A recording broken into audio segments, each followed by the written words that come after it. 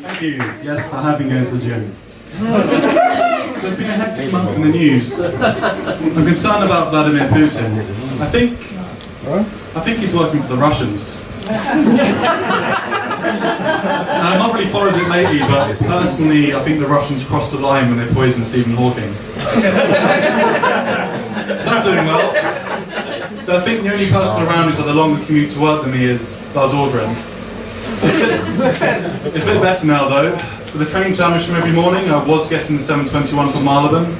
But over the days, the other passengers started recognising me and then started making small talk.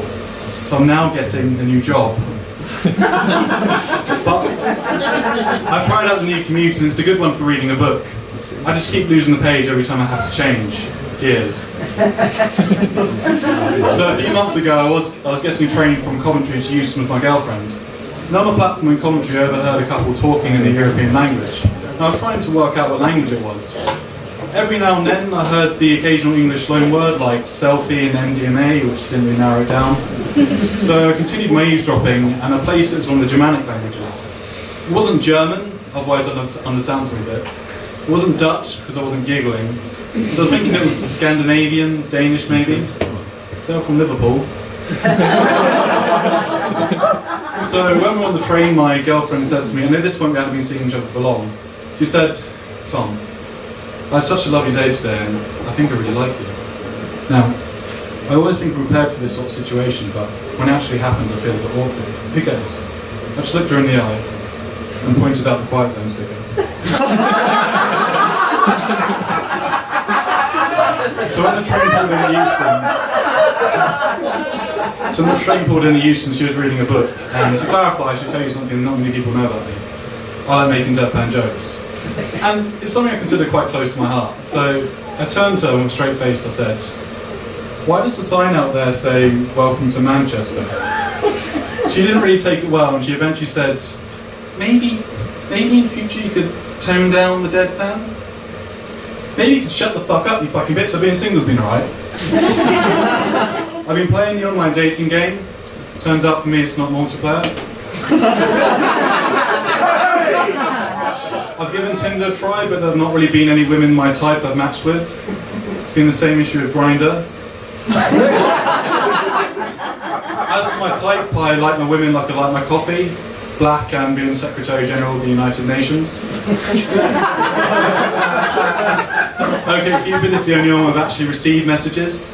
And they're usually along the lines of, "Hi, next weekend there'll be essential maintenance for our servers." I don't consider myself a well-read person, to be honest. I thought the concept of carpet bombing was just a deleted scene from Aladdin. Well, I'm getting better, and I was reading about ancient India and a method they had of trying suspected criminals, where they accused to be put into a dark room alone with a donkey, alright? And they were told to pull on the donkey's tail, and that if the donkey made a noise, they're innocent, otherwise they're guilty. And it was the same process if they're accused of theft, murder, anything except bestiality, really. But what the authorities secretly did is they covered the donkey's tail in soot. So if you actually pulled on the tail, your hand and arm would be covered black with the soot. So guilty people who were trying to be clever by not pulling the tail were found out. This idea was actually influential in the development of the legal system in the United States, because it was the first time someone's guilt was determined by the colour of their skin.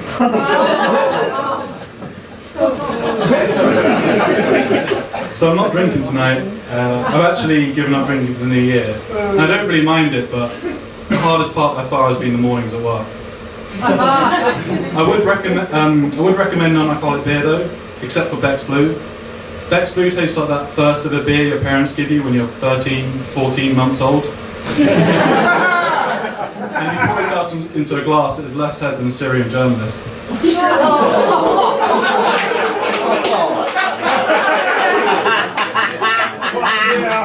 I'm trying to eat out less, not least because every time I go to a restaurant, I open the menu, see all of the choices, and I fucking panic.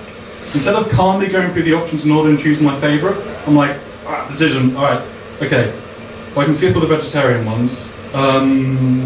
No, 2 calories. No, it contains nuts. Oh shit, okay. Alright, well, won't agree with me tomorrow, but looks nice, fine. For better or worse, all of that happens on the OkCupid homepage.